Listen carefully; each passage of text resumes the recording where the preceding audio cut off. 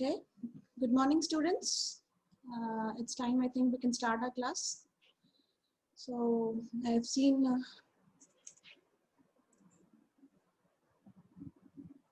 there are just 64 students who have entered the class so far. Started already. Recording computer. Record on the computer. Antena? Okay. There are 71 students so far in the class, which is not desirable. You should have been here as soon as the class starts. Okay, I shall not wait for them. I shall start and continue the class. Today I'll be talking on cleft palate. In the last class we dealt with the introduction to cleft disorders and discussed in detail of cleft lip. So the continuation of that class, it will be cleft palate for today. A small revision on the anatomical, embryological and anatomical aspects. So embryologically, the primary palate, it is the part of the palate that is in front of the incisor foramen. Okay, so it includes the alveolus and the upper lip. And the secondary palate, it is the part of the palate that is behind the incisor foramen. It is divided into hard palate and soft palate, which lies more posteriorly. Okay.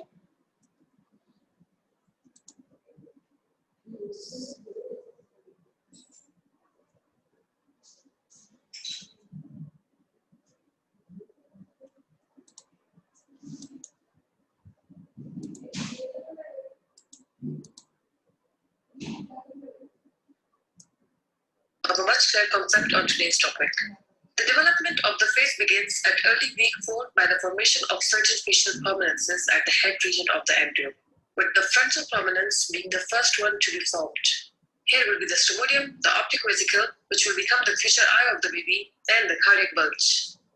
And also the 5 pairs of the pharyngeal arches, which are seen just above the cardiac bulge and lateral to the stomodium.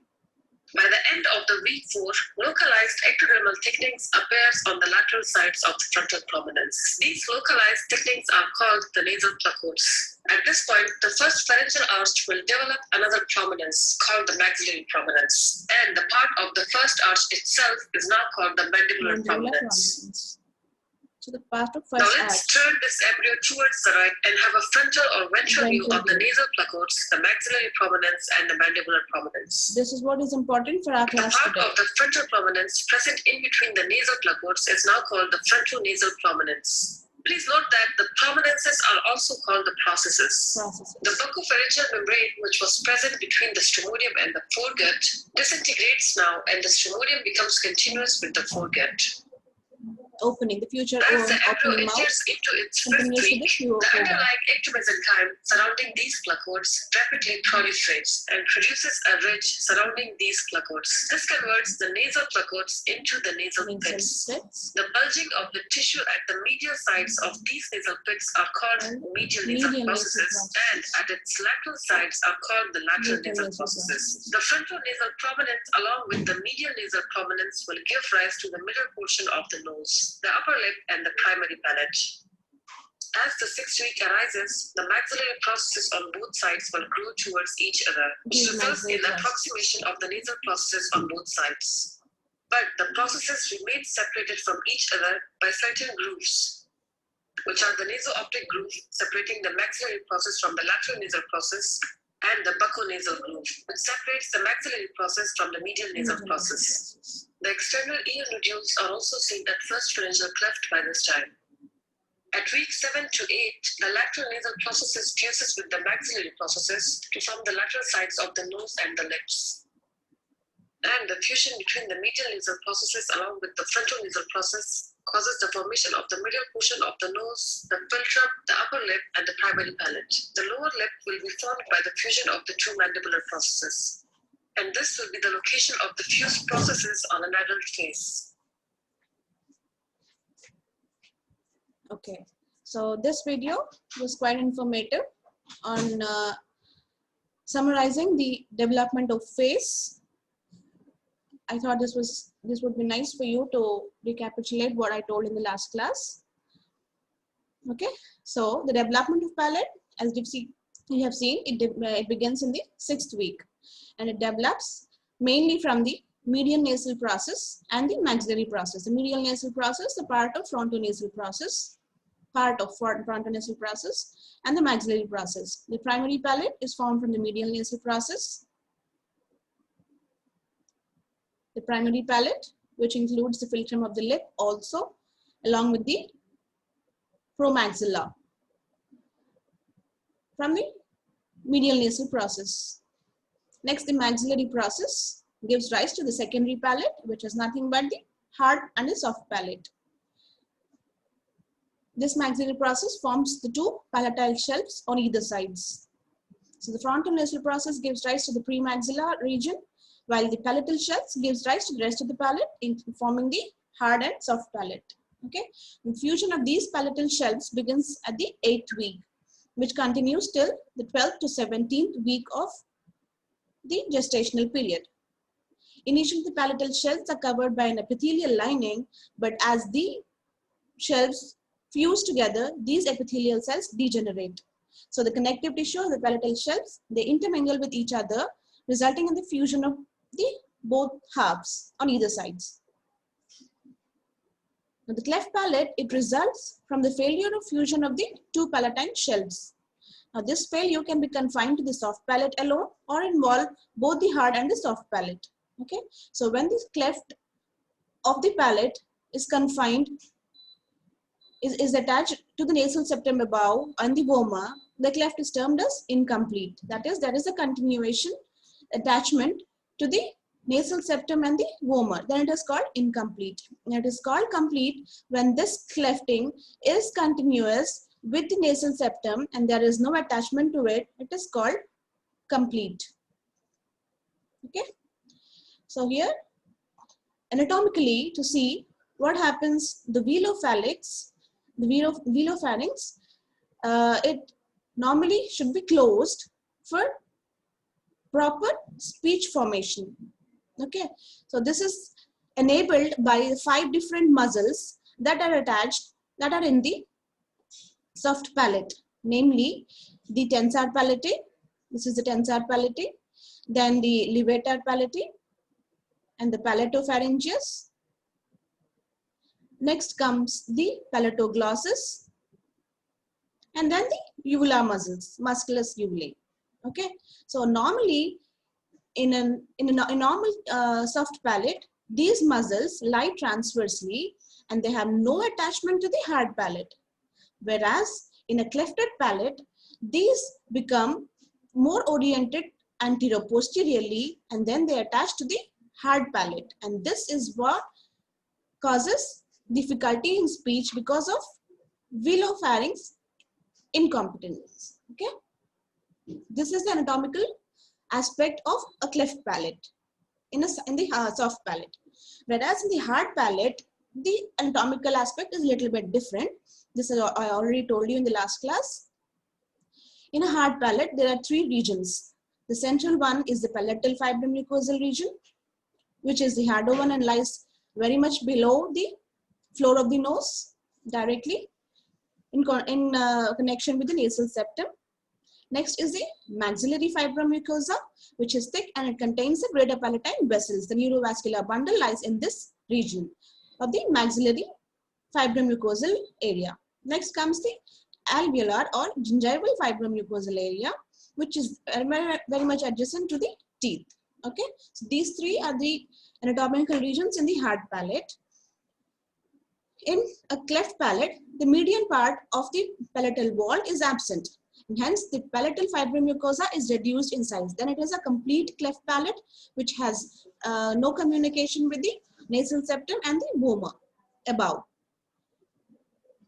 Here, the maxillary and gingival fibromucosa are not modified in thickness, in the width or their position. They remain the same. So it is only the thinning of the palatal fibromucosa that is the pathological aspect in case of a complete cleft palate of the hard palate.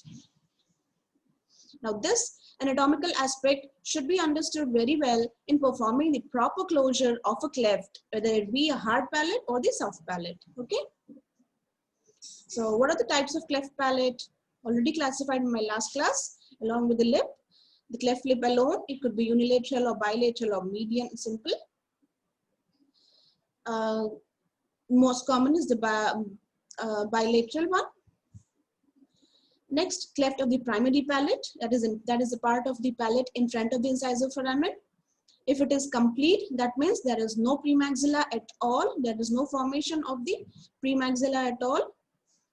If it is incomplete, it is a rudimentary premaxilla present. It could be same one single side or unilateral, bilateral, or in the center, median. Okay. Now, cleft of the secondary palate is that is the one behind the incisor foramen, which involves the hard and soft palate. Again, as I already told you, it is complete when the nasal septum and vomer are separated from the palatine process. There is no communication, attachment with the nasal septum and vomer. It is complete. Whereas when there is an attachment, it is incomplete. There is one entity called the submucosal cleft, which I'll be telling you later slowly. Then the cleft with the soft palate involvement, or without the soft palate involvement. Okay. Now, cleft of both the primary and secondary palates, that is the complete cleft palate. And the further advancement is the cleft palate and the cleft lip together. That is the complete cleftic disorder. Okay, so now the cleft palate, when the premaxilla and both the palatine process do not fuse, then there is complete cleft palate. It is called type 1 cleft palate. So there is continuation up to the continuation with the premaxilla also. This is type 1. When there is incomplete fusion of the three components that I told you, then there is incomplete cleft palate beginning from the uvula posteriorly to anteriorly up to the hard palate. So it could be type 2. Type 2A is the uvula is bifid. Type 2B is the soft palate is bifid in its entire length. So the entire soft palate is bifid. So it is bifid soft palate, 2B. Next, 2C is bifid soft palate and the posterior part of the hard palate is clefted.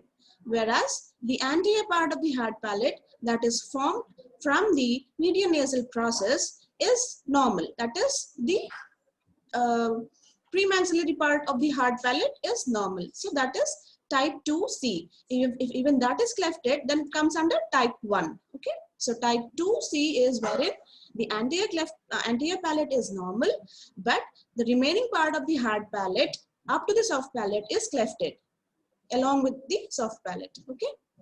The same depicted schematically. 2A, here the uvula only is bifid. That is the part behind the soft palate. It is bifid. That is 2A.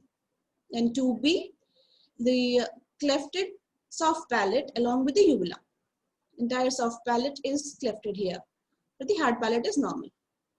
Here, type 2C, wherein the soft palate and the entire length of the posterior part of the hard palate is all clefted, whereas the anterior part of the hard palate is clefted, and hence the premaxillary area appears normal exteriorly. Externally, this appears normal, but the hard palate from here involving the soft palate is all clefted. Now there is one entity called wherein there is isolated cleft of the palate. That is only the cleft palate is clefted, whereas the lip is normal, as we've seen before. This is more common in the females, and there is strong genetic influence for its occurrence. It ranges in severity from mild notching of the tip of the uvula to cleft extending the soft palate alone or into the secondary hard palate up to the incisor foramen. Okay. Usually this is associated with syndromes, where namely the Peary-Robinson syndrome, wherein there is isolated cleft palate alone, retrognathia, and posteriorly displaced tongue. This is the pathology in the oral cavity. Okay. Now this submucosal cleft is again important for you to know. It is the cleft present only on the palate as bony defects, but it is covered with an oral mucosa. So there is mucosal covering. The cleft is just submucosally present. That is, The bony attachment and the muscular detachment is present, but overlying mucosal, oral mucosa appears normal. So this is called submucosal clefts. They mostly affect the posterior part of the palate and the posterior nasal spine. Okay, this is where it is there. Clinically, the patient will have the abnormal speech, nasal speech. Uvula is again bifid. It has to be bifid. It involves the posterior part. There's just this thin strip of mucosa in the midline of the roof of the mouth with deficiency or lack of the muscular tissue within. There is a notch at the back of the hard palate. Here there is a notch at the back of the hard palate. Okay. The posterior nasal spine is obviously, it has to be absent. So there is no posterior nasal spine in the submucosal cleft. This usually goes unnoticed and may be accidentally discovered on routine occlusal x-rays, wherein you find there is absence of the bony component in the hard palate posteriorly, or it could be located on careful clinical examination of the palate when suspected. When you see a bifid uvula, when you examine, yes, you can find a submucosal cleft. It occurs only in the hard palate and continue to open cleft of soft palate, or it may occur as a submucosal cleft of the soft palate alone, with or without notching of the hard palate sometimes. So what are the associated problems with a clefted palate? As if it involves the maxilla, the premaxilla, then there is a small maxilla with a crowded teeth, or absent and poorly developed upper lateral incisors. Okay, or there can be bacterial contamination of the upper respiratory tract with recurrent infection. Most importantly, there is chronic otitis media with deafness. This is because of the involvement of the eustachian tube, because of the abnormality. Again, swallowing difficulties as obvious. The palate forms an important part for swallowing phases. And speech problems, as I already told you, below pharynx opening and closing is important for speech articulation. Obviously, there is cosmetic problems. So these are the problems associated with the cleft palate. So how do you treat a cleft palate? Any clefted disorder, it has to be treated primarily. That is, you have to help for aid in normal airway mechanism and normal feeding in the children. Here, cleft palate surgeries will be dealt with, as the primary management has already been dealt with in the last class. So the principles of surgery in a cleft palate and the surgery will be discussed now along with the secondary management. Okay. So what are the goals of surgery in a cleft palate? Obviously, any cleft disorder, you should have ultimately a normal appearance of the lip, of the nose and the face.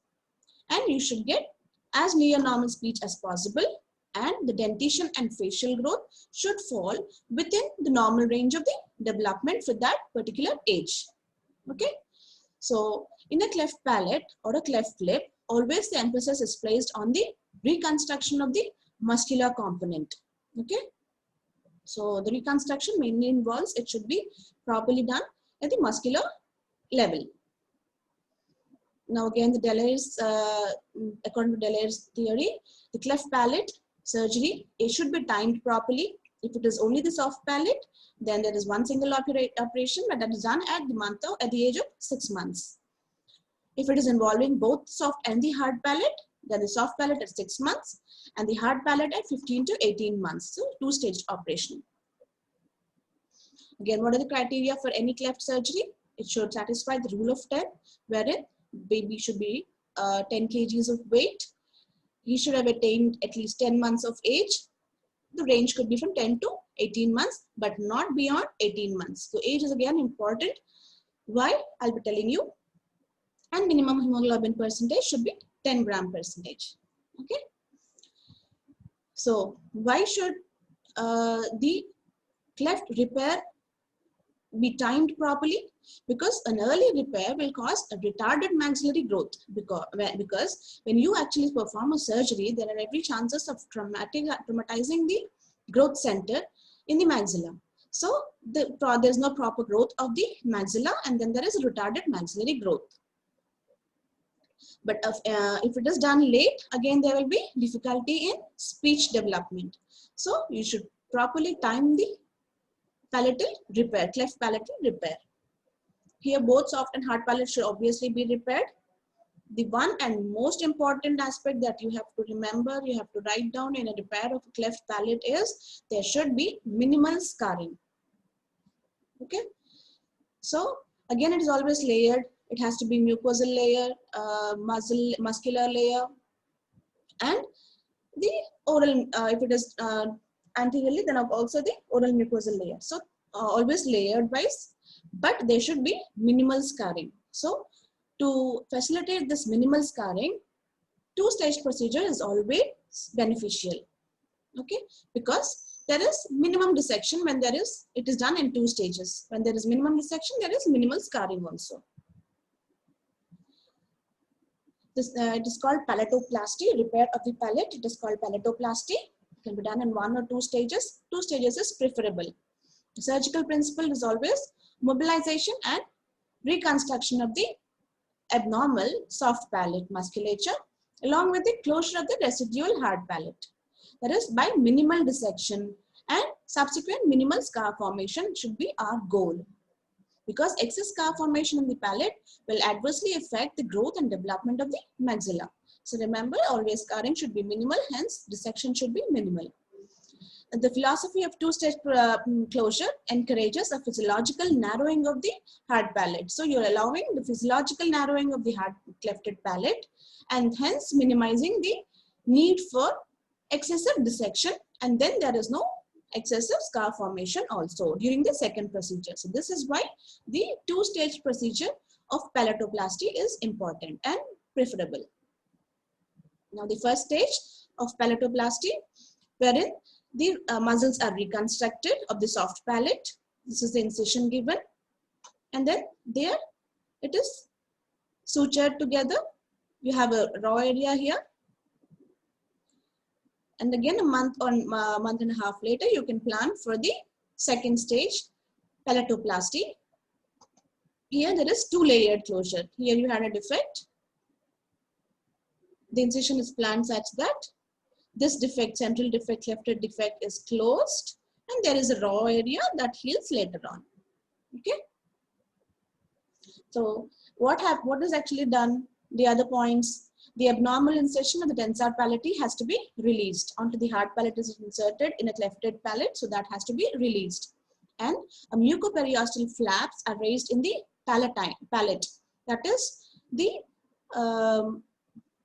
palatine part of palatine fibromucosal layer of the hard palate. The mucoperiosteal flaps are raised, and then they are sewn together in the middle. If there is a maxillary hypoplasia also present, then osteotomy of the maxilla is done. That is when the premaxilla is involved, the hypoplasia of the maxilla is there. Then there is osteotomy of the maxilla that is done to cover this hypoplasia of the maxilla. Again, with orthodontic teeth extraction and alignment of dentition is a secondary stage surgeries in a cleft palate that will be dealt with slowly. Now, a cleft palate surgery aims to bring together the mucosa and muscles, as I already told, and it has to be with minimal scarring. See, this is a picture of a cleft palate, the complete cleft palate, that is type 2C. After mucoperiosteal elevation on either sides, the central clefted palate is done, is closed. This is a nasal septum that is being exposed here. So the cleft is sutured. This is usually done in a 2-stage procedure, and hence you get a near normal. The raw areas on either sides will slowly heal. You will get a near normal cleft, near normal palate. Okay, so this is the picture after surgery, after this two-stage palatoplasty. There is one Wardle-Kilner pushback operation, which is again the same. Raising the mucoperiosteal flaps, they're all based on the greater palatine vessel that I told you, the neurovascular bundle that are present in the palatine fibromucosal layer of the hard palate. Time between 10 to 18 months. Palatal defect is closed using 3 layers, that is the nasal part on top, middle muscular, and the lowermost oral layers. Okay. Here the hook of pterygoid annulus is also fractured to relax the tensor palatal muscle. Okay. Obviously, all clefted diseases, clefted surgeries have to be followed up thoroughly almost up to the age of adolescence. So there is regular examination of the ear, nose, and throat during follow-up period. The ear, nose, and throat have to be regularly checked up. Also, you have to facilitate for post-operative speech therapy. Whenever there are problems, then the related staged procedure has to be done. Okay, so this ends with the primary management. So the secondary management will obviously involve the follow-up period. Follow-up period following the primary surgery, regular review by a multidisciplinary team involving many teams of the ENT surgeons and the speech facilitators, the dental surgeons also, and along with plastic surgeons. Okay, so long time review in regards with the hearing, speech, dental development, and the facial growth. So hearing, what are the problems that I told? Yes, hearing. Initially, eustachian tube dysfunction may be present, which may lead to the causation of otitis media with effusion, that is with discharge in a clefted palate. Okay, so this is one problem. Another problem is both with clefted lip and a clefted palate, the patient, the child may have increased risk of sensorineural hearing deficit when compared to the presence of clefted lip and clefted palate alone. Okay, so all children born with a cleft lip and palate should definitely undergo assessment before 1 year of age for sensorineural and conductive hearing loss. How is it done? Because the child cannot assess, cannot tell you his hearing abilities. We'll do it through an auditory brainstem responses and tympanometry respectively. Sensory, how will you manage the sensory neural hearing loss? Initially, it can be managed by with the help of a hearing aid. Secondary, secretory otitis media, that is the otitis media, chronic otitis media with an effusion. The management of this particular problem is a little bit controversial. There are some certain aspects, certain school of surgeons advocating conservative management, and certain others will go for an interventional procedure. So this is again controversial. Myringotomy and a grommet insertion temporarily but eliminate the immediate effusions. Again, you have to always go for regular audiological testing and then go for surgery for an established secretory otitis media with infection. Okay. So whether or not to go for a surgery and confine with oneself with conservative management, there is no firm evidence. It is again dependent on the treating doctor. However, the relationship between hearing loss and potential speech problems remains important. So when there is hearing loss, obviously there is impaired speech development also. So that is the importance of correcting the hearing loss with whatever method that you prefer. Regular audiological assessment during childhood is of utmost importance because of this particular relation with the speech development also. So what are the speech problems? Initially, you have to do a speech assessment as early as in the 18 months and repeatedly, regularly to ensure that the problems are identified early and managed early appropriately. So to define the exact mechanism of the problem, that is speech problem that the child has, we take the help of video fluoroscopy, nasal airflow studies, also called aerophonoscopy, and nasendoscopy. So since the child cannot tell you, communicate to you properly, these are the various mechanisms wherein, methods wherein we can define the exact mechanism of speech problem. So what are the various mechanisms of speech problem? One I already told you is a velopharyngeal incompetence. There is associated increased nasal airflow. Since the velopharynx is not properly closing during speech because of the presence of a cleft communicating to the nasal cavity, so there is increased nasal airflow. The airflow flow of the air to the nasal cavity is there. So there is hypernasal quality of the speech. There is the nasal twitch that is present in the speech. So this is called the hypernasal quality of speech. It reflects poor function of the soft palate associated with an inadequate muscle repair. Articulation problems, these arise as a compensatory mechanism for the velopharyngeal incompetence, or otherwise with the jaw or dental occlusal abnormalities. So these speech problems are managed by speech and language therapy. Secondary palatal surgeries can be done, or a revision palatal surgery, wherein the primary surgery could not aim at the proper closure of the velopharyngeal defect. So there is inadequate muscle repair that has to be corrected. Secondary palatal surgery, either intravelar veloplasty can be done or a pharyngoplasty. And then there are speech training devices to help with the problems of speech that is associated with a clefted palate. The other problem is the dental problem.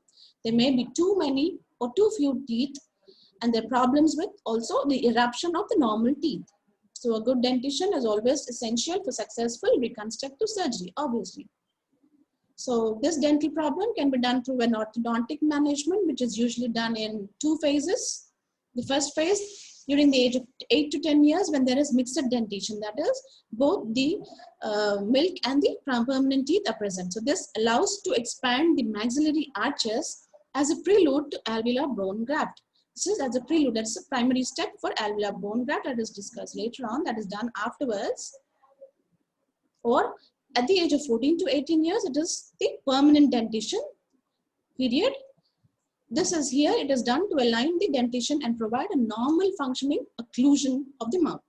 This phase of treatment may also include the surgical correction of a malpositioned or a retrusive maxilla by maxillary osteotomy. So the maxilla also will be corrected during this stage wherein it is permanently present. Okay. So what are the secondary surgeries for cleft lip and palate together? Obviously, a cleft lip and palate surgery, the good outcome is directly attributable to the quality of the primary surgery. So the primary surgery, how well you have done, that would be long lasting.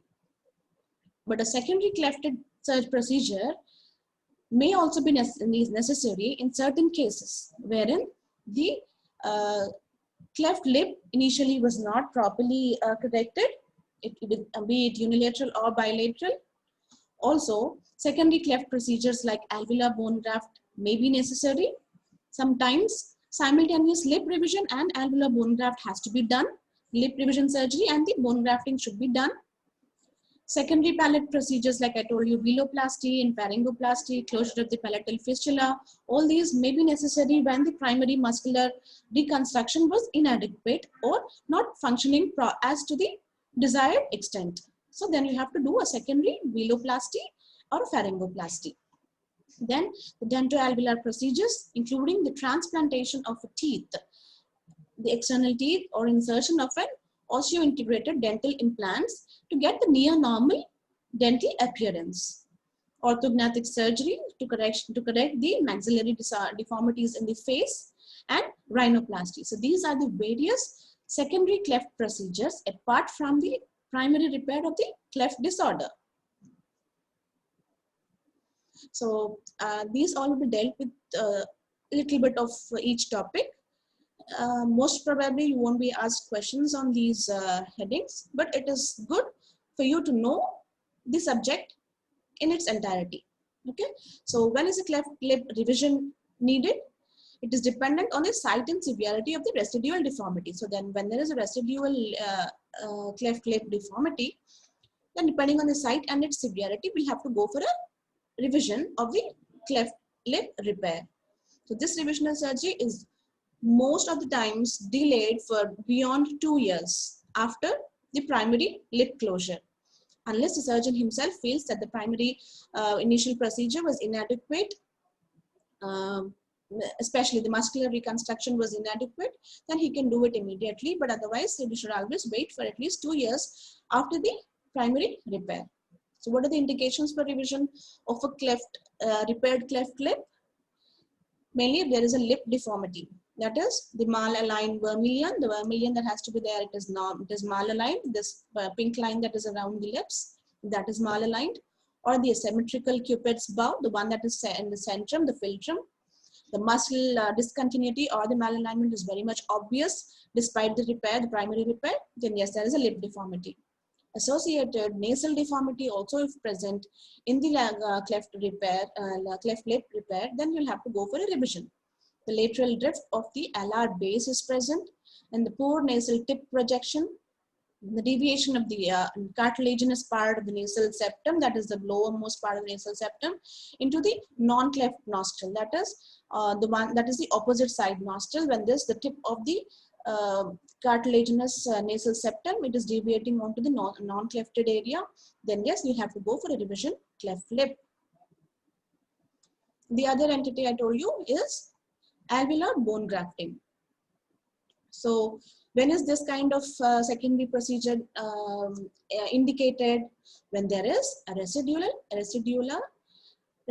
alveolar cleft. The alveolar cleft is present associated with the cleft lip and palate. So alveolus, when involved, the residual alveolar cleft along with the lip and the palate, if it is present and there is still the mixed dentation present, then yes, you can go for an alveolar bone grafting. What is the rationale for performing this kind of grafting? It is mainly to stabilize the maxillary segments. The maxillary segments that are present, you have to stabilize that. And to promote the normal eruption of the canine tooth and the lateral incisors into the cleft site. So where there was initially a cleft and you repaired it, you have to promote the normal tooth eruption, mainly the central incisors and the canines, the lateral incisors. So to promote this normal tooth eruption, then you may go for bone grafting in the alveolus, okay? And also to enhance the bony support to the adjacent, to the area adjacent to the clefted area. So to support, to give a bony support to that area, yes, you have to, you may go for a bone grafting. Also to close the oronasal fistula that may be associated, or that may have been left redundant after the cleft repair. So for that, you may go for a bone grafting that will close the fistulous opening. And to provide an adequate bone stock to receive an osseointegrated dental implant, wherein there is no normal, you see that there is permanent tooth erupted, or age of permanent tooth eruption has occurred, and then there is no more normal tooth eruption possible, then you go for an alveolar bone grafting, so that is the area where you can implant, that is you can place a dental implant along with into the bone. So osteointegrated dental implant to be facilitated, you'll have to go for an alveolar bone grafting. So these are the rationales for using an alveolar bone grafting in certain cases of cleft palate and lip disorder. So always the orthodontic treatment should be done before the grafting, wherein the collapsed maxillary segment is expanded orthodontically to widen the cleft alveolus. So once the cleft alveolus is widened, then you can implant or you can graft the bone into that clefted area. So the orthodontic treatment prior to this bone grafting is necessary.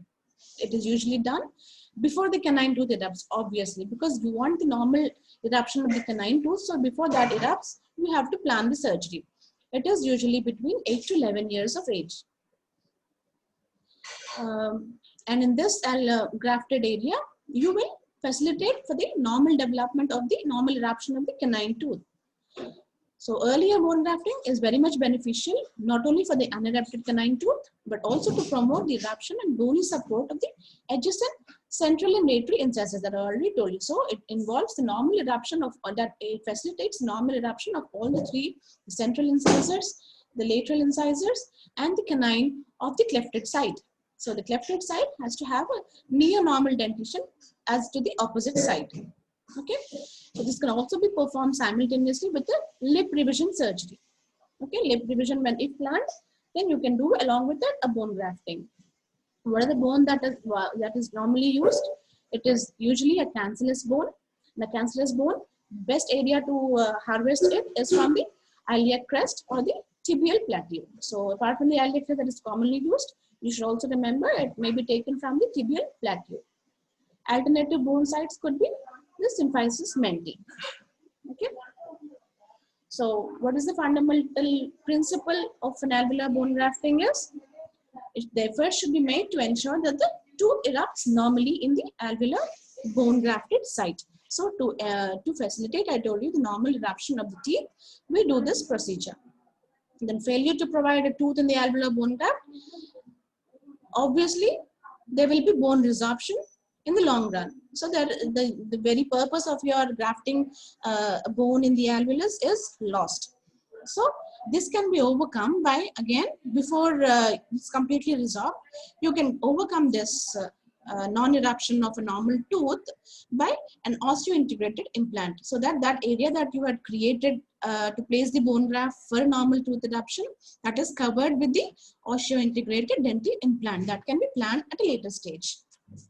So the bone stock that you have used, the harvested bone, is well preserved. Next comes the orthognathic surgery. And what is the indication for this orthognathic surgery is obviously the malformed or the poorly formed maxilla.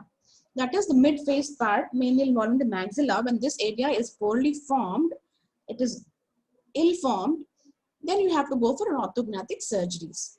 So what is the common cause? It is mainly the poor and traumatic primary surgery. When the primary surgery, primary cleft lip and palate surgery was improperly performed. Also, with the predisposed genetic predisposition to the mid-facial growth, poor mid-facial growth, all this will lead to pseudoprognathism, wherein there is underdevelopment of both the horizontal and the vertical part of the mid-face, mainly the maxilla area. So mid-face or the maxilla area, when it is impaired in the growth, in its normal growth, then there is pseudoprognathism.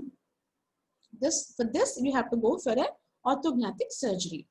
So this is usually performed after, obviously has to be performed when the facial growth is complete, and then you see for the complete development of this prognathism. That is usually 16 years in females and 19 years in male patients. So when you confirm that it is, yes, there is prognathism, then you'll have to go for orthognathic surgery. Wherein there is a treatment with fixed appliances to align the teeth in each dental arch that is carried out at a period of 18 to 24 months as a prelude to this orthognathic surgery. So once before correcting the jaw disorder, you have to correct the, you have to align the teeth, may take the help of fixed appliances, usually 2 years before the planning of this orthognathic surgery. So this orthognathic surgery may be done by a maxillary osteotomy advancement alone, or the bimaxillary osteotomy and a genioplasty. Okay, so these are the various surgical options in an orthognathic surgery. Rigid fixation with or without bone grafting to the maxilla is essential, as cleft lip and palate patients undergoing orthognathic surgery have a high risk for skeletal relapse. So rigid fixation is a must, because there's every chances of a skeletal relapse as a result of the scarring that you have done, because that you have created because of the surgery. Primary surgery will leave a scar that has the very high chances of a relapse of the skeletal deformity. So you have to do a very much rigid fixation. Okay, so these are the examples. There is mid-face retrusion was there. The maxillary advancement osteotomy was done, and hence there is this pushed forward part of the mid-face, and hence the near normal appearance. Okay, so here a maxillary advancement osteotomy. You just have to remember these names. The procedure and all is too high for you, or even for a PG. This is usually at plastic surgery level. So a maxillary advancement osteotomy is what is done to correct the pseudoprognathism. Okay. The other method that I told you was bilateral maxillary advancement and mandibular setback surgery. Here, this cleft lip and palate was previously repaired, but then this particular patient has a mandibular prognathism and the maxillary retrusion. This is mandibular is prognathing, is protruding forwards, and the maxillary area is retruding. So this is what has happened after the initial primary cleft lip repair. So following this, they had done a maxillary advancement and mandibular setback. This mandibular setback, so bringing it back to the normal position. So maxillary advancement and mandibular setback procedure to get a near normal appearance of the face. Okay. The other procedures along with orthognathic surgeries is open septorhinoplasty. So why is this indicated? It is to gain access to the external cartilaginous framework, which is frequently deformed. The cartilaginous part of the nasal septum, which is found to be deformed along with the clefted lip or cleft palate. So what is the defect here? There is the collapse of the lower lateral cartilage on the cleft side.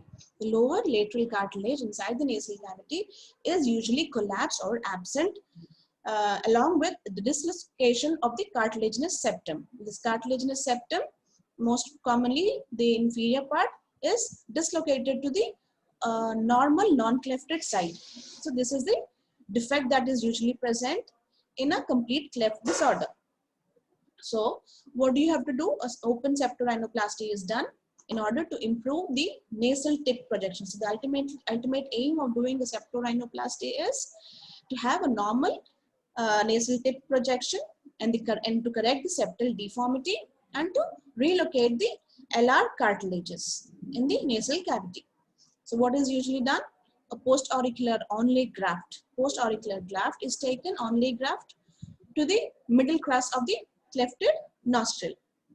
And the lower nasal cartilage is also done so as to enhance good nasal tip projection and symmetry. So the defect that is present is usually the lower lateral cartilage is collapsed and the nasal septum is dislocated to the non-clefted side. So this is corrected by using a post-auricular onlay graft so as to correct the defects, and the proper outcome is when you get a proper nasal tip projecting out normally, and the septal deformity should also be corrected. Okay, so this is a little on the open septorhinoplasty. So nasal deformity that you can see here. The tip it's looking collapsed. It is not projecting outward, the tip, and inside you can see there is deviation of the tip of the nasal septum to the non-clefted side. So this was the clefted side and it was repaired, the lip repaired, cleft repaired.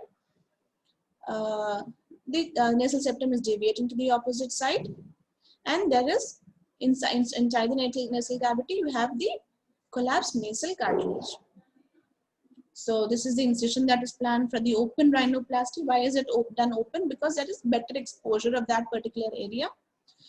The cartilaginous skeleton of the external nose is better visualized in an open surgery rather than in a minimal invasive surgery. And then you reposition the external nasal cartilage to improve the nasal tip projection. So here there is better projection of the nasal tip. This cartilage has been corrected. Defective cartilage has been corrected. Okay, so this is open septorhinoplasty. Okay, so now this ends with my didactic lecture. So I would also like to know how far you have understood the topic of clefted disorder with this very small quiz for maybe 5-minute period. So just like the last class, I would like you people to give me responses to chat box. Okay. Now, I hope you're all ready. Yes, the first question. Larsal cord is used to represent the congenital malformation of which structure? Is it the lip or the alveolus or the hardened soft palate? Or do you think it is of all the 4 structures? Yeah, all of the above. 030 Silusha, right? 030 Silusha. Yes, everyone is answering them. The first answer was from Silusha. Thank you. So that Means you have understood the classification well. Yes, it is all of the above. All the four structures are coded: lip, alveolus, hard palate, soft palate, alveolus, and lip. So this is the decoding of this particular abbreviation, LAHSAL. So lip, alveolus, hard palate, soft palate, alveolus, and lip. Yes, very good.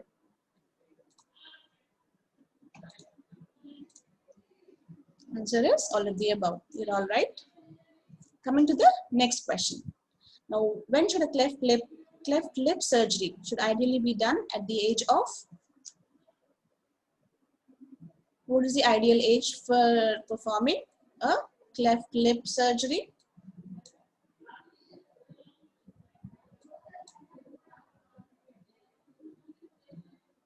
Did I get the answers? Starting with again 030. Sailusha. Is it 10 to 12 months you all mean to say?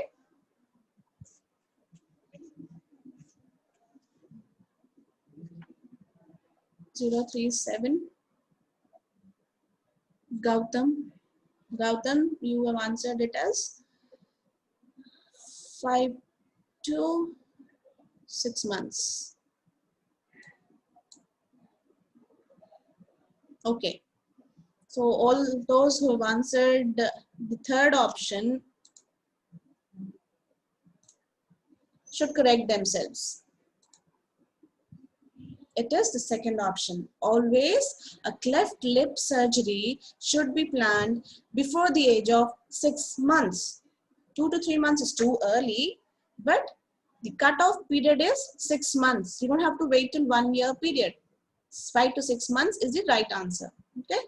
So please correct yourself. All those who've answered, who think that cleft lip surgery should be planned, can be delayed up to 1 year. No, it has to be done before 6 months. Okay.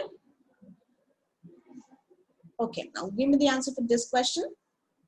What is the age of the child at which this condition can be repaired? So first of all, you have to identify what is the condition that is here, that is shown in the picture, and what is the ideal age for correction of that particular defect.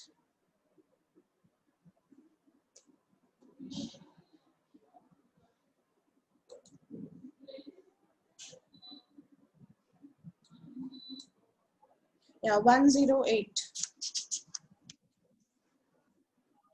108 is Meena Sudhanvi, right? I want you to also tell me what is the defect that you identify in that picture.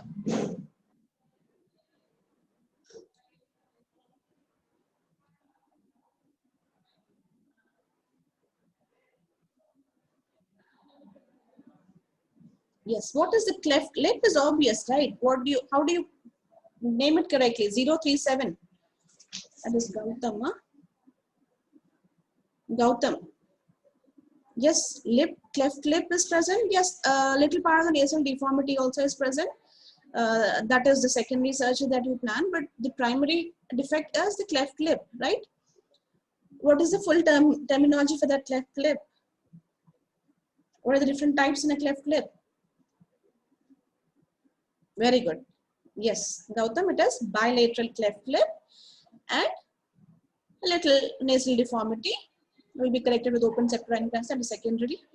That is also secondarily important. There is this bilateral cleft disorder. See, you can see the alveolus is almost near normal. So you can assume that the hard palate and the palatal component is normal with this picture. So there is just this isolated cleft lip which is on both sides. So bilateral cleft lip. Again, a cleft lip should be corrected before 6 months, right? So the answer would be again 4 to 6 months. So before 6 months, you have to repair a cleft lip. Cleft lip, whether it be unilateral or bilateral, before 6 months. Okay, single stage or same stage procedure. It depends on the surgeon. But 6 months is the ideal time for repairing a cleft lip. So here the options, the near options would be 4 to 6 months. Very good. So I hope you get the Most important point. Yes, who is this? 137. Sri Ramya, you raised your hand. Okay.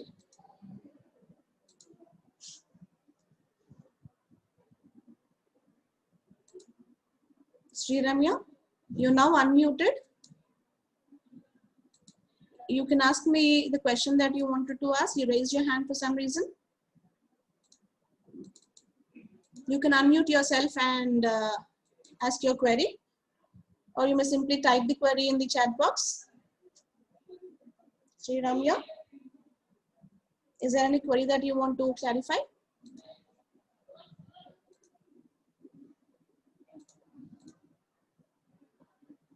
Oh, it was my mistake. I thought you had a very valid point in discussing. That's okay. So now you've understood, right? What is the ideal timing for a cleft disorder surgery?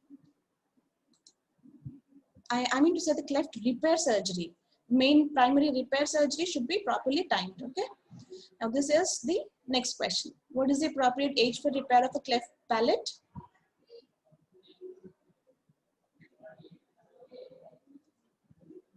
What is the ideal age for repair of a cleft palate?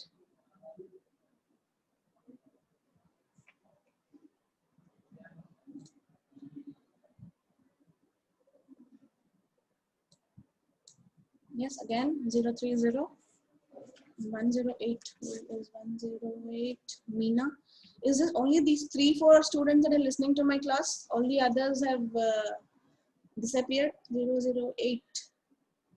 Padmanabhan. Okay. Oh my God, I'm getting so many. Just after birth? 072. No, 072. Deepti Sri.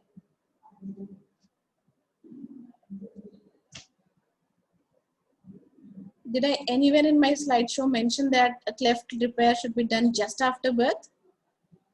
Why is somebody giving me those answers also?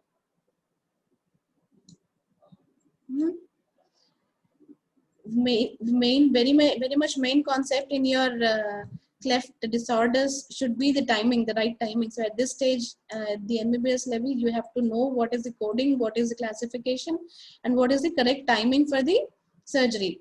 So when somebody answers me that they'll correct a cleft disorder just after birth, I feel I have failed them in teaching the normal minimum basics of cleft disorder, right? So it is not just after birth. Please remember. Yeah. So 6 months to 1 year. A cleft palate should be corrected at the max of 1 year.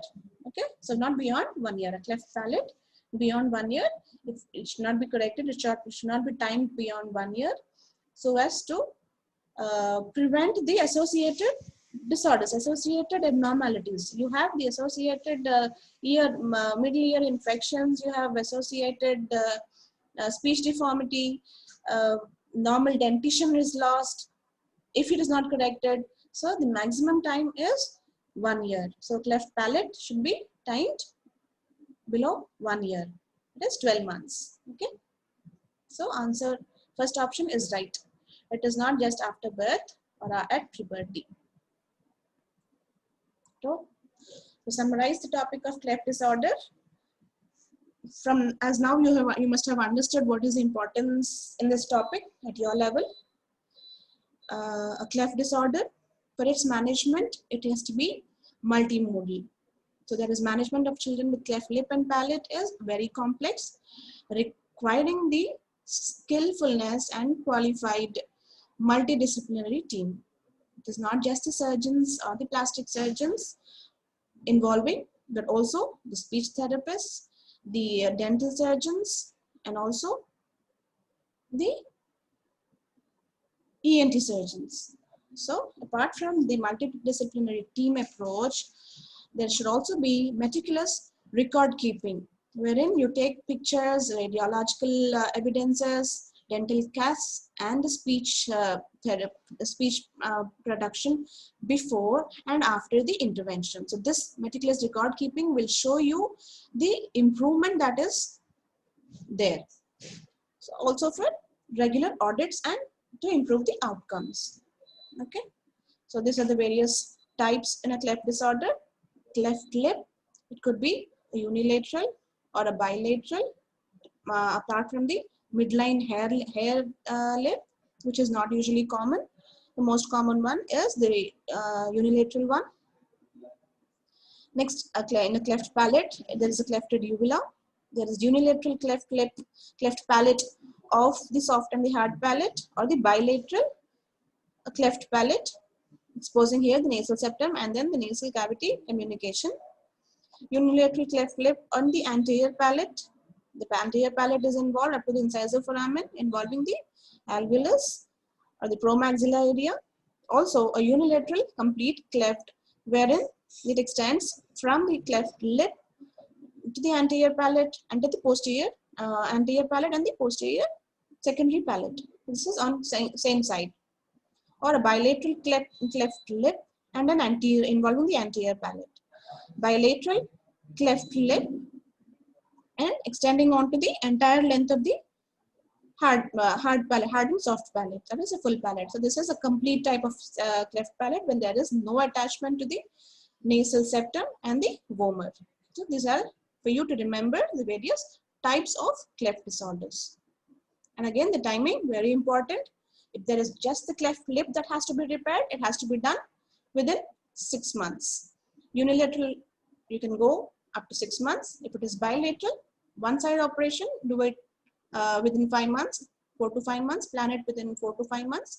And the second side within the 6th month. Okay. Cleft palate alone, then soft palate, if it is only the soft palate, 6 months. If it is soft and the hard palate, you can have a 2-stage procedure wherein you perform the soft palate at 6 months and the hard palate before 15 to 18 months. Cleft lip and palate, unilateral, 2 operations, a cleft lip and soft palate at 5 to 6 months. Hard palate and gum pad with or without lip revision, 15 to 18 months, ideally 1 year. Bilateral, 2 operations, cleft lip and soft palate at 4 to 5 months. And the hard palate part and the gum pad, 15 to 18 months, along with the lip revision if required. Okay. So this completes the topic of cleft palate, and your topics for the 6th semester have been covered so far. So we'll start in the next class with the topics of your 7th semester as far as surgery, general surgery is concerned. Okay. So any doubts so far in all the topics that I have covered, you're free to ask me at any time. Okay. Thank you.